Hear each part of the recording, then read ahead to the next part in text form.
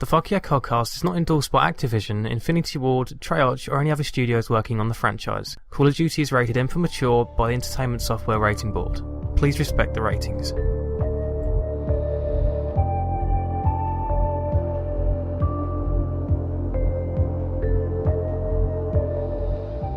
Hey guys, welcome to another episode of the FYCoDcast. My name is Tyson Mitsuki, and I'm a birthday boy, even though it is kind of late. Although my birthday was last month, but you get the idea. So there was Wait a second, it was your birthday? Yeah, it was my birthday last month. Ryan Banks, ladies and gentlemen. I apologize. Right, I feel like a dick. Well, jumping I'm serious. I feel bad. Wow. Well, jumping his introduction, we have Ryan Banks, known on YouTube as Prestigious Key. How you doing? What's up? Not much actually. But what there was a lot about in the Call of Duty world last month was a huge bomb of information with the whole Call of Duty Ghosts multiplayer reveal. We plan to go over that. So, without further ado, let's jump into the news call. Send in that news call, stat. Stay silent, stay frosty. Out. In this episode's news call, we're going to focus on the Call of Duty Ghosts multiplayer reveal that actually took place August 14th in Los Angeles, California. It was an awesome event to kind of unveil the multiplayer side of Call of Duty Ghosts. The attendees of the event were treated to a playable demo of Ghosts multiplayer, and it just showed basically everything that was going on in the event. I don't even know what to say. From the Call of Duty Ghosts multiplayer reveal briefing, we got first the character customization. Mark Rubin on stage said that possibility of 20,000 possible character customizations were available for the game, and I don't know how this really fits into the whole Call of Duty experience, because whenever I think of customization, I don't really exactly think of Call of Duty. I think kind of like more tactical games, like what comes to mind? Like Rainbow Six Vegas. Yeah, that game actually comes free later in the month, just really? for the people that are on 360. As a small public service announcement. So character customization was a lot. It was one of the big deals, because not only you had all these combinations that you could do, but you were allowed to play as a female as well. And I know at Beautiful least female. I know of quite a few people that would actually like to play as a girl. Me personally, I would rather play as a girl, but in a third-person shooter, not a first-person one. So I don't know. So I don't know how this is gonna work on the people on trolling videos, because for some reason, like, if people see girls on online multiplayer games, they're like, "Oh my god, can you give me photos? Can you give me your number? Can you give me?" And I've experienced that quite a lot in World of Warcraft, where I just roll a female just for shit and giggles, and people actually thought I was a girl, and then I just kind of like roll the dice. So Yeah, and going back off of the female character, one thing that I was kind of concerned with, which I'm no longer concerned with because I kind of cleared it up, but like in games like Halo, where you can have a female character, the body type, the build of the character is a little smaller. And people like to use the smaller character because there's less area for you to get shot in game. You know what I mean? You know what I'm talking about? So I can pretty much think of one example, and I'm going old school here, Ryan, so bear with me. Okay. GoldenEye's Oddjob. Everybody pick Oddjob just to be an asshole. Because Oddjob, you actually had to aim to the floor to actually get the guy. So so at least in most friend circles who play GoldenEye, you were banned from using Oddjob because oh my god. It's just, it wasn't fair. That's the whole thing about it. Was exactly, and it was cleared up. So there you go. But yeah, I mean, the build of the female character is actually the same exact build as the male character, which it sounds weird, but the way that they do the armor makes it look right. You know what I mean? Yeah. the way that they have the tactical vest or whatever that the female character is wearing, it's still the same exact build type as the male character. So there's no advantage for using a female character other than you get a sweet ass ponytail. It's basically cosmetic in a way. Also, I was wondering, in the build that you managed to play, were there any female BOs? Like, if people play as a girl, you could hear her doing callouts or in the normal female voice, or there was just like this bit of awkwardness. Absolutely, there was a female voice that was doing the voiceovers, just like how Mark actually told us how you're gonna hear. I can't remember the name of it. Dang it. Basically, if something goes on in the map, you're gonna get that feedback from your players. Because if a lot of people on multiplayer, they don't use microphones. I mean, there's people that will be in party chat or whatever, and you'll get feedback from the characters that are running around. You'll hear, like, for example, if you're running on the map, one of the main focal points is the totem pole, and you'll hear the female character shout out, "We got an enemy by the totem pole," or "We got an enemy on the rooftop, enemy to your left, 6 o'clock." You know, you'll hear all these different types of shout outs, and everything that a male character would say definitely does go for the female character as well. I don't remember the name of it, but I do remember they also making a deal out of it. It was also on the briefing, probably on the. There was a Xbox video that, or not Xbox, Xbox live stream exclusive video that made its way to YouTube, where they discussed this in more detail. I don't remember the name they were marketing it under rather, but I do think it is pretty sweet, and I'm also a fan of the audio. To be clear, I'm always been a fan of how Infinity Ward does audio. Like, the audio engineers in that thing are just nothing short of amazing. So what they do with the audio engine is, with the new technology, they allow to build an audio engine that's more receptive. And like for example, the gunshots, explosions, voices, it employs different amounts of treble, different amount of bass, distances and whatnot. It's actually recreated in such perfect detail that I'm like, whoa. I watched a video on YouTube, and even with YouTube's compression, I was blown away. Like, I'm a fan of that audio engine. I don't know what's your take on it? I mean, just hearing the reverb, throwing a grenade, hearing it bounce off a chain link fence, shooting weapons on the outside of a building as opposed to shooting a weapon on the inside of an empty building or an inside of a building with carpeting. It's different everywhere you go firing, and that's actually such a distinctive noise. You'll actually be able to hear your enemy shooting, and you'll know exactly where they're shooting from.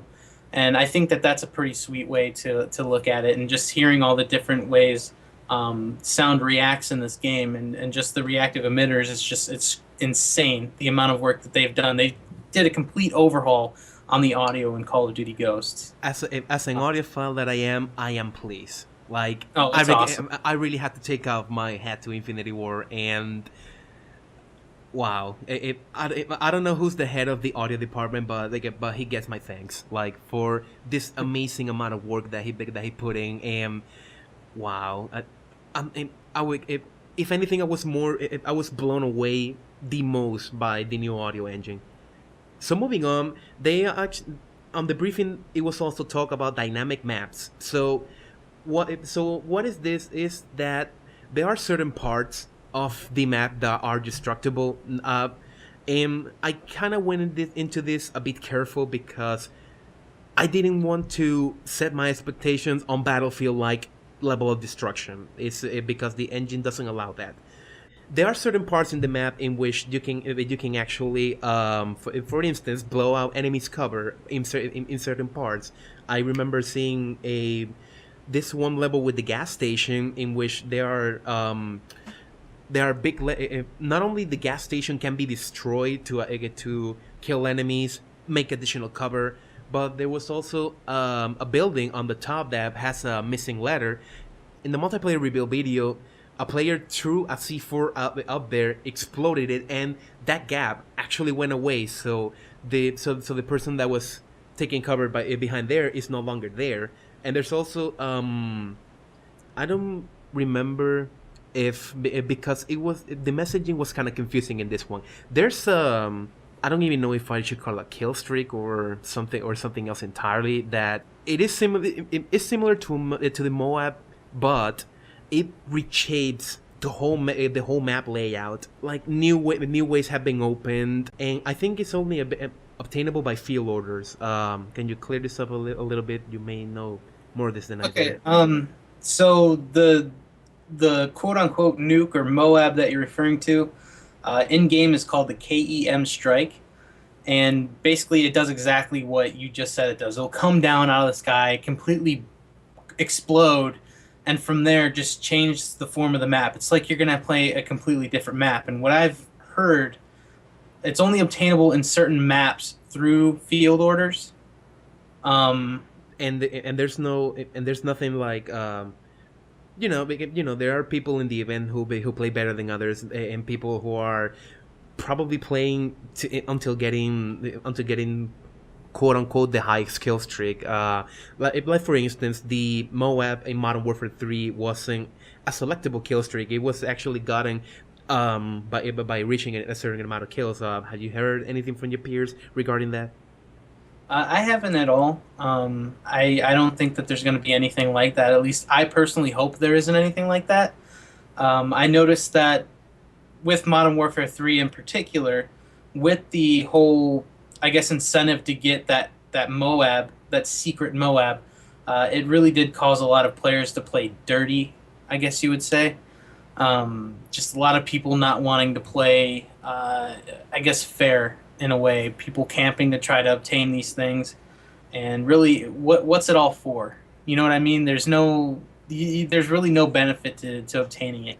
It's just kind of annoying. I don't know. I still don't get the mindset of playing to get higher kill streaks. Although there's a bit of, or at least in how I feel about it, there's a bit of adrenaline rush in attaining the higher kill streaks. I know I go apeshit when I get an orbital B set on Black Ops. In Modern Warfare 3, what was the highest kill streak I got in Assault? I don't think I ever got him past by the escort. It was the escort drone. The name of this little helicopter that the AH-6 Overwatch. Yeah, I think that was the highest that I ever obtained. And there is an adrenaline rush, but I do not play to get that adrenaline rush, especially when you see people like the pro players competing, like working as a team, especially in heavily team-focused game modes like Headquarters, Domination, Demolition. That's actually the kind of gameplay that I would expect more of the community to adopt. But in a way, it's not like I can tell people the way to play, but it is more something of what I expect. Right. So moving on, there are several new game modes. At least the three that were focused, or not three. Yeah, three.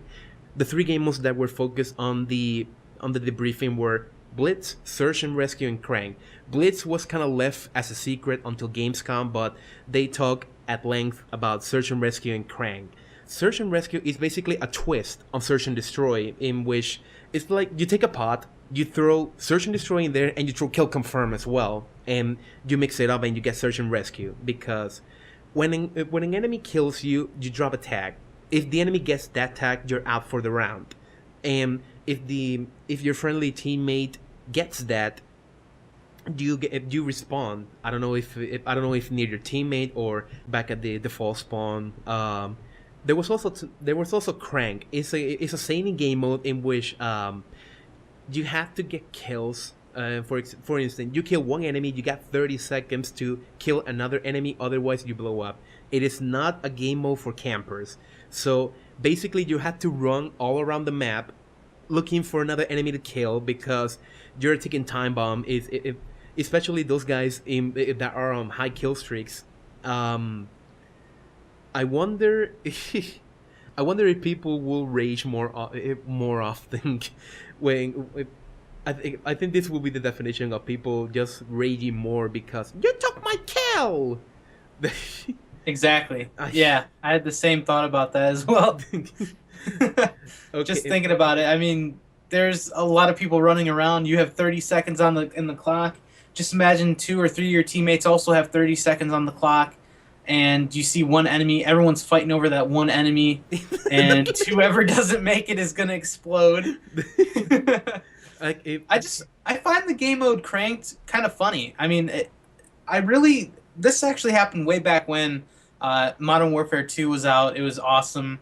I had some personal grievances against some campers on MW2, and I actually thought, what if there was a game mode that was sort of like the movie. I think the movie's named Cranked, where the dude eats carrots and stuff, and he has to use electricity to power his heart to keep it pumping. And I thought, it would be so funny if there was a game mode where if you're sitting for too long, your heart will explode. You need to constantly keep movement in order to make it so you have energy constantly powering your heart. And that's why I think that this game mode is here. I find it so funny that I said that way back when, MW2, and now we finally got something like this, and it's pretty similar to what I had in mind, but it's almost a lot better than what I had in mind. Yeah, it'll lend itself for a lot of laughs. Right. I mean, if you had to constantly keep moving, I could just imagine people sitting in a corner just doing like little circles. But with a timer, you're motivated to get out there and find the next person, because if you don't, you're dead. Although to be honest, I will be cautious with this game mode, and I'll explain why. Kill confirmed when it was announced in Modern Warfare 3, I thought it was genius. Like, oh my god, a team deathmatch in which you actually have to run before your enemy? I think that's superb. But then, 3 months, 4 months down the line, all I saw was people camping in corners, like waiting for the people to run by, kill them, get the tag, go back to the corner. Kill confirm was for me one of those concepts that was good on paper, but in practice it's gonna be a little bit different. So while Crank on paper, it makes me excited for such a game mode, I will have to see how the community actually plays the game mode, because like we were talking about a bit earlier, there's also the whole camping for kill streaks and whatnot. So right. let's see how it goes. Also, another part that was focused on was the contextual lean. From what I read, it was actually quite elegantly that the contextual lean was implemented, because you don't actually have to press another button to lean left and right. And I don't know if I'm okay, because we had head glitchers, and now we're gonna get possibly corner glitchers. I don't know. I guess, I mean, just to add in a little bit here, with the lean, we also had the new sliding feature, which is taking place of dolphin diving that we've had in Black Ops 1 and now Black Ops 2. I guess you wouldn't call it Black Ops 1, but I guess my whole thing is, I'm a search and destroy player. When I need to run for the bomb and I go to prone myself to defuse the bomb so I make sure I don't get shot from around, 9 out of 10 times I accidentally dolphin dive and it just gets me killed. Yes. And really, it's something more where it's just like, oh, it's fun to just dive around. I mean, yes, it could be used to escape death sometimes. Yes, it can be used to capture flags easier or capture objectives easier. But sliding just worked so much better. You can shoot while sliding. You can slide to prone so easy. And then the lean feature, going back off of what you were saying, you just really don't know about it yet. I was purposely trying to get myself killed by it. I wanted to see what the flaw was in the lean feature, but honestly, I couldn't find it. I could not find one flaw in the lean feature. And when I seen people doing it, you could actually see basically half of their bodies leaning around a corner. So it's not like they're going to be head glitching, like, let's say, planting an assault shield in Black Ops 2. There's nothing like that. I mean, it's literally to a T a perfect way to put it into the game. It was implemented well. You don't need to press any extra buttons like you were saying, and it flows very, very well, and it works very, very well. And I was very surprised that I couldn't find any flaws with it whatsoever. I was actually asking around the community as well, because on the whole mandolin system, you actually keep your gun kind of like raised up, but then if I'm gonna mantle, I can actually shoot my gun. How accurate it is, because it's kind of like a desperate mode in which you just actually try to shoot and no bullets will actually hit your target. I don't know if that's the case or it's more like a hip fire, really. Okay. Except it seems like the spread's a little more than a hip fire, but you also got to realize you're hopping a wall. You know, you're not holding the weapon with two hands. You got one hand planted on a wall while you're mantling over. Mm-hmm. You're not going to have full control over that weapon. So it seemed like the hip fire spread was a little more. It's really more like a last resort. If you have to, the enemy's right there. There's no way of getting around it. Mm-hmm. It's really one of those last resort things. Let's see how this works out, because at least myself, there are times in which I have been killed while mantling. So maybe this will be an answer. But what I'm thinking here is about how things that, while they sound great on paper, how they can be abused. So what we mentioned were basically some bullet points about what was real in the event. There's way more, but not enough time to discuss them all. So moving on forward, and let's get into Ryan's part of expertise here, prestige mode. Prestiging. Yeah. Okay, so what I got was that you have, instead of 10 prestige levels, you have 10 characters with their own loadouts, and you can actually prestige each of those soldiers one. One time. Yep. Okay, so how do you feel about this? Because I don't for one don't think I'm gonna get used to it with the whole prestiging, going over and over and over instead of working on one particular soldier. How do you feel about this? I mean, like, personally speaking, if you think of it this way, it's like having 10 prestiges already unlocked. So let's just say you already have 10 prestiges unlocked. Now you just got to work on them all. You gotta focus on getting all of those characters ranked up at once, or you gotta focus on getting all those prestige levels to the max. So with that said, like you were saying before, each character is going to have their own loadouts, their own setups, their own customizations. But that kind of brings me to the next question: are they going to have their own prestige emblems? That's really what I like the most. That's why I prestige a lot, because I like to see the final prestige emblem. I like to see, what I've worked so hard for over the past few months, ranking up and grinding out those levels and, doing what I got to do in the multiplayer. I want to be able to show off my rank properly. And with 10 different characters, I'm not really sure how that's going to work. It's definitely going to be different. But in the same sense, I think it's also going to be pretty cool, because we'll have, let's say, one character you want to focus primarily on sniping. So you use that character just for sniping, and that person or that character, male or female, is level, let's just say 23. Let's throw a low level out there. We know level 23 is going to be in the game. Then you move on to your assault rifle character. He's level 34. Maybe you want to switch back to your sniping character, 23. Oh, you just got that character to level 24. Now you can move back to your assault rifle character, your submachine gun character, your light machine gun character, and continue ranking them up. It's like you're ranking up every character at once. Yeah. But in the same sense, I don't think I'm going to do it that way. I think I'm going to focus on one at a time, just go boom, boom, boom, boom. And then that brings in another question. How many customization, or how many classes are we going to have with each character? 5? Exactly. Are we going to be able to have 10? What is... It's just very, very confusing right now, because there's not really too much information about it. You know what I mean? Yeah. And I don't think there's willingness out of Infinity Ward to actually disclose those details yet. Possibly waiting for the players to actually get their hands on it and try it for themselves. Right. Well, one thing that always seems to happen right before any Call of Duty game comes out, since Call of Duty 4, that is, okay, we've always had the leaked prestige emblems. We've always seen that. So I'm really, really confused on what we're going to see, if anything, for prestige emblems. You know what I mean? Yeah. I'm not sure. Is every character going to have the same exact emblem? Are they going to do something similar to MW3, like the 11th prestige, 12th prestige, 13th, and so on, all the way up to 20th prestige? They each had their own Roman numeral above it.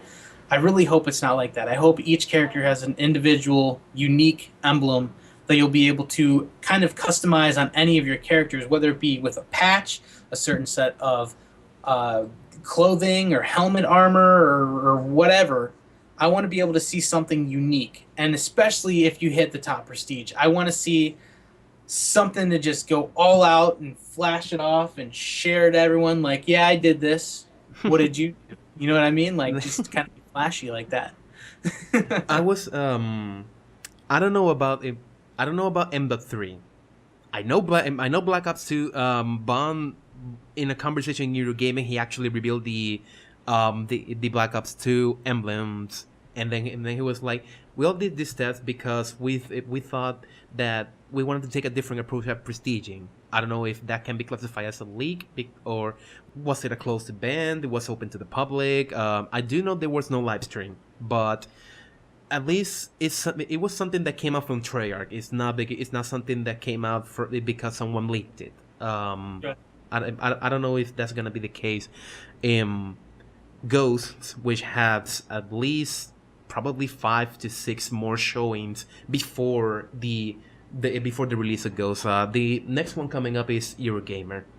I think it's in 2 weeks. I'm not sure about that. Yeah, it's pretty close. Okay, and so that's leveling. And moving to possibly what was the breakthrough of the whole reveal. Okay, so the season pass is coming back. Before DLCs at $50. Like, Treyarch made this approach in Black Ops. It worked, and Infinity Ward is adopting it. But the cool thing about this is, since we got a console transition going on, right now we're playing on 360s, and maybe later in the year we'll be playing on Xbox Ones or PS4s. What they made was that the season pass, it is tied to a Call of Duty account, and then, for example, if you come from 360 to Xbox One, you actually have access to the DLC as well. But there's a sort of logistics problem here, because it can be prone to abuse. It's the thing I'm always wondering about. One is made in good faith, and may I appreciate that, but there are the things. Okay, so if I move from 360 to Xbox One, but let's say, for example, I have a 360 and I have an Xbox One, and a copy of goes for both consoles. Like, I can keep getting DLC on the 360. Or do I move everything to the one? Also, what was clear is that like, for example, if you're jumping from 360 to PS4 or from PS3 to Xbox One, to name an example, you can't do that. You actually have to buy two season pass, because it is not shareable with the competitors, and that's something from the manufacturers. That's not something Activision put in place to kind of like screw the consumers over.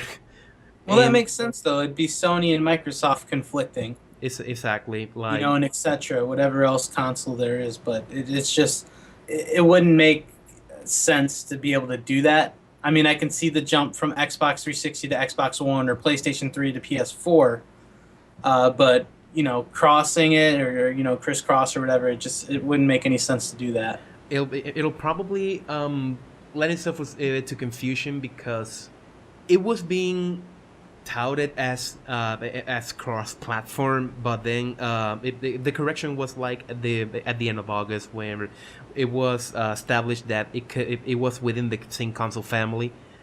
Also with this, I tie in the stats transfer.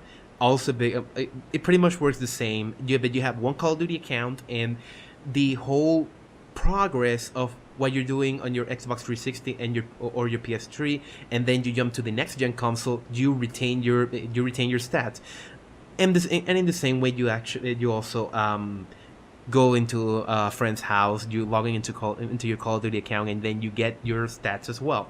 I do believe in here you can like for instance, play on your 360, then play on an Xbox One, and then go back to 360 without any problems. Then my worry on that is more on the DLC side. But this is in place since we're in a console transition, and Activision has committed to making these offerings as seamless as possible. What's your take on this? I like it a lot, and personally, coming from me, I haven't pre-ordered the Xbox One yet. I haven't pre-ordered the PS4 yet. And I pretty much plan on using my 360 for pretty much halfway through this year. Maybe all the way until next year before I even upgrade. And I'll most likely be maxed out on all my characters by then on my Xbox 360. And I'll probably have half the DLC that is coming out. That's coming out on, Call of Duty Ghosts. So to be able to take my stats with me, take my DLC with me, and upgrade to Xbox One or PS4 or whatever the case may be, I really think that that's awesome. I think it's awesome that I can do that. It's no worry, because my whole concern was going into it was when I rank up on this game, I do it really, really fast. Mm-hmm. I don't know how I do it. I don't know why I do it. It's just I get it done as fast as I possibly can. And it makes me feel better to know that when I do finally upgrade to the next system, I'll be able to take my stats that I worked so hard with on Xbox 360 to my Xbox One, or from my PS3 to my PS4. So I really think that's awesome. It was great to say the least. And to wrap up the Call of Duty Ghosts multiplayer reveal information, and this is something that has been really stingy within the community, especially... People have wanted it for years! Is that...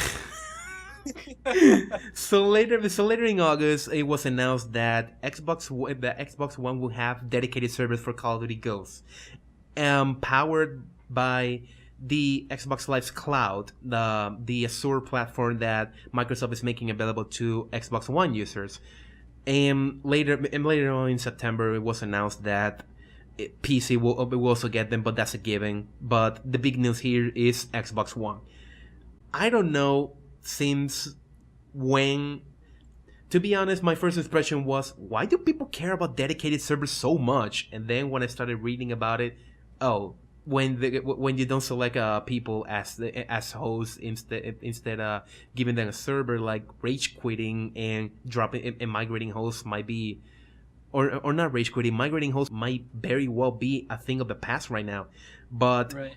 but then you have the and it's a valid question. PS4, is it getting dedicated servers? So we don't know yet, because I don't know if I would expect dedicated servers for PS4, because the way Infinity Ward is providing dedicated servers for Ghosts on Xbox One is because they're using this platform as a way for Microsoft to push in their initiative to what is a very real problem in online gaming, when you have to choose peer-to-peer networking to offer online solutions. So they made this big structure, they work on it for at least 10 years or more, and then they're ready to debut it. But people are somewhat ignorant, and from what I read, that using Gaikai as a way to provide dedicated servers for PS4 users, I'm like, dude, Gaikai is totally different from what is Azure. And the other famous accusation that pretty much comes in every once in a while is, oh, Activision has all this money and they can't even run a server farm. And I'm like, dedicated servers are expensive, okay? Because you have to have those dedicated servers on 24/7, and you have to keep them with with good internet connections. You have to keep them maintenance and whatnot. That pretty much ramps up into, and throwing a figure out there, probably millions of dollars a month just to maintain a server farm. So, and I mean, not trying to hate on like Sony or PlayStation at all, but they've had a lot of security issues that I think can't be handled from a technical standpoint with dedicated servers. I mean, I don't know if that had anything to do with, choosing how they do the servers and whatnot, but there's just been so many security problems with Sony over the past year and a half that it's just kind of unnerving. You know what I mean? I mean, there's a lot of accounts out there at risk, and I just don't know if there would be a good risk to bring a dedicated server or an outsourced server or something to the Sony network. You know what I mean? Just to get taken over or whatever. Because if you're in that one core spot, you can pretty much hit everything from a dedicated server. Yeah. I mean, I'm not saying that Xbox is perfect or anything. They have their fair share of problems and whatnot, but it just seems like Sony has had a little more issues than what they should be having. Yeah, but And that might play a role in it. I don't know. The reality is that facts are facts, and people cannot forget that the whole breaking of Sony in 2011. Like, for me, that's an event I will not forget. And My account was hacked 3 times during that. yeah, but 3 times. We wrap up the Call of Duty Ghosts multiplayer review. There's a little bit about Apocalypse in the last few minutes of the podcast, so let's go over a little bit of that. Okay. So, in Apocalypse, the last DLC for Black Ops 2, we got Pod, Frost, Takeoff, and Dig. These last 2 maps are reimaginations of previous maps in Treyarch-made Call of Duty games. Takeoff was a reimagined stadium, or rather is a reimagined stadium, and Dig is a reimagined courtyard. I, for one, wasn't really active when World of War was in its peak, so I still run around Dig without knowing the map. Like, in Stadium is another different map altogether because it was one of my favorite maps out of the First Strike DLC, which is where Stadium comes from. But Right. Dig is... I still wander around the map lost. And even in community game nights where we play World of War, I still wander around Courtyard because I don't know the maps from World of War. Maybe, well, to be fair, I do know Cliffside because I played it a lot in Black Ops as Hazard. And for me, I did not like the multiplayer component of this DLC. Really? Yeah. That's actually pretty surprising to me. And I'll explain why. Okay. The maps feel like an afterthought. Like, there was so much focus on the zombies, and whoever knows me know that I hate zombies. So I was more looking forward to the maps, and I just felt they were an afterthought. I fucking hate Pod. I fucking hate that map. Frost is more of a K. Takeoff is basically Stadium. Can't hate it, and Dig. I don't really have valid reasons to hate it, but there was so much focus and marketing around Origins that part of me thinks that just the multiplayer was there to fill up the content. Like, this 4th Treyarch DLC could have been a zombies only DLC, and to be honest, I did not bought the what was it called? The Resurrection DLC, the Zombies exclusive DLC for Black Ops. Yeah. So, and of course, I support it because I do like my Call of Duty, but I was very underwhelmed with this DLC. And it is an unpopular opinion, but that's how I feel. I can't really hide it. So, well, I mean, that's that's your opinion on it. Yeah. No one can fight that, but my opinion, complete opposite. I think this was the best map pack out of all of them that ever released. But you're saying that because of the zombies or multiplayer? I'm saying that from a multiplayer standpoint. Okay. These are my favorite multiplayer maps to date. I mean, throughout all of the maps that have come out before this, These are the best. I think that these play very well in objective game modes, and they play very well in just regular, team deathmatch. Pod, awesome. Hopping from house to house, finding a bunch of different flanking points, being able to capture objectives and capture flags by taking different ways. That's awesome. Frost is one of the most balanced domination maps that I have ever played. And that Frozen Riverway is such an easy way to get from bomb point A to bomb point B in search and destroy that it just leaves an awesome feeling in my body when I'm able to get there so fast. I mean, it is... Those maps alone make this map pack. It is just so awesome. And then the cherry on top, the two reimagined maps. Stadium wasn't really my favorite, but after playing it in Black Ops 2 with all the new weapons and getting a feel for the map again, it's really fun. Domination plays really fun on it once again. I'm a huge Domination player. And then Dig. Dig has taken me way back when to the World at War days. I played that game so much. I mean, I think I got like 24 days in World at War. That's practically the Call of Duty that brought you in, right? World at War? Yeah. World at War is, to this day, still my favorite Call of Duty game. I mean, that's the game that got me into Call of Duty. I played Call of Duty 4. I didn't like it for some reason. I just did not like it at all. And then I played World at War, and that really brought me in. I went back to playing Call of Duty 4. That felt right again. But World at War, my favorite map was Courtyard. So being able to play on Dig in a reimagined Courtyard is so awesome. And the very first thing that I said when I first sat down and played it was, I really would like to see what this new generation of Call of Duty players does with this map. I wanted to actually see firsthand how the players play on this map that weren't on, the maps in World at War, that never played World at War, because to a lot of people, playing World at War was a sin. A lot of people didn't like that game because it came out after Call of Duty 4, the best Call of Duty game in the series, quote unquote.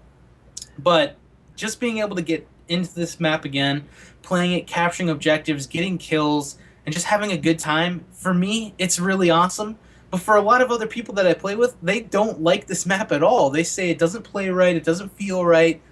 It feels so at home with me that I'm so in tune with how the map plays. It's ridiculously fun. And then Origins, oh wow. I mean, I completed the Easter egg on Origins, and I'm at a loss of words. I really would like to know what's next. And just to be able to go back and play with the original 4, Takeo, Nikolai, Richtofen, and Dempsey, I think and Tank Dempsey. Okay. It's just, I mean, that's what we've wanted throughout the whole Zombies experience, and it was just kind of weird to have that new cast of characters, you know what I mean? Mm-hmm. But I guess you can't always stay the same forever, and I think that they tied off the end of this Zombies experience, this chapter, I should say, of the Zombies experience. I really think that there's going to be more, just how they wrapped it up. I'm really, really excited to see what's next, but in my personal opinion, this map pack definitely took the cake out of all the maps that were available. I mean, I liked a lot of the maps. Like Mirage was awesome. Grind was one of my favorite maps. Yeah, I love Grind. Oh man, but this map, Frost, is. I seriously think that Frost is my new favorite map out of every single map on that game. Yeah, and I'll give that to Frost because Frost is my favorite map out of that DLC. But I still stand by what I said. I'm gonna ask you like from the side. A lot of Zombies players would have loved if Green Run was expanded. How do you feel about that? If Green Run was expanded, like for example, if the bus like goes being able to take the bus different places. Is exactly like I saw players that they would have loved if DLC tackled Green Run in a way that could expand the whole road. Yeah, like sort of taking the bus to Nuketown Zombies or taking the bus to Origins. Exactly, but how do you feel about that? How do you feel about that? Does it have? I could understand people wanting that, but in a way, it really wouldn't make any sense because it all takes place in different time periods. Mm-hmm. Transit or Green Run or whatever you'd like to call it takes place in a completely different time period than Origins does for, that's completely, you can notice that right off the bat, but like Die Rise, for example, that's a completely different time period. They had to travel to Die Rise. They traveled to all the other maps. It really wouldn't make any sense to connect them. I mean, I guess there would be, in a way, something able to connect them, but not in the sense where it's the same exact map. Actually, it really wouldn't work. I can't see it. I don't know. Okay. So to wrap up the Apocalypse topic, all of that we're talking about, if you want to get your hands on it, it's available on the Xbox Live Marketplace at $15. Now, since Microsoft points were removed, you can actually buy stuff in your local currency. And Apocalypse is coming for PS3 and PC players on September 26th. That's about 2 weeks from now. And with the news call over, let's go to a snazzy transition. Wake up! Wake up! Whoa, that was a lot of information, and we had to leave a lot out because of time restrictions. But don't worry, we'll have plenty more in the next episode. But before we wrap up the episode, we just want to leave our happy birthday wishes to... Happy birthday to you. Happy birthday to you. Happy birthday, dear David Vonderhaar and Christy Buena.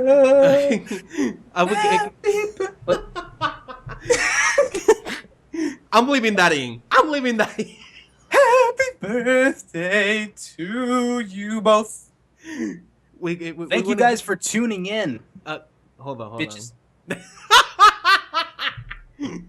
So before we wrap my head around my wrist and die from the brain hemorrhage that's bound to ensue, we want to send a huge happy birthday out to our very own David Vonderhaar and Christy Buena. She's amazing. Make sure to follow her on Twitter. Link down below in the description. David Vonderhaar, you have enough followers. That was actually pretty good until the whole "you had enough followers." I think he would like that. He's got that type of personality that he'd probably be like, you know what? I do have enough followers. I might have too many followers. He didn't even reply to my happy birthday wishes. Damn you, Bondi! Damn you! And to wrap things up, we want to send a humongous happy birthday out to our very own David Vonderhaar and Christy Buena. Thanks for being on Earth. Right? Yeah, that's right. and oh yeah, we're on Earth. Well, yeah. Last time I checked, we're not aliens. Okay, wrap it up for us, Tyson Matsuki.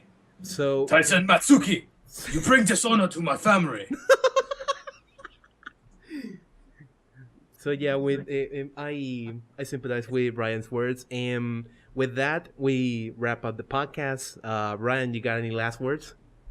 Thank you for tuning in. Make sure to tune in next time on the FYCoDcast, and until next time, we are out. Peace.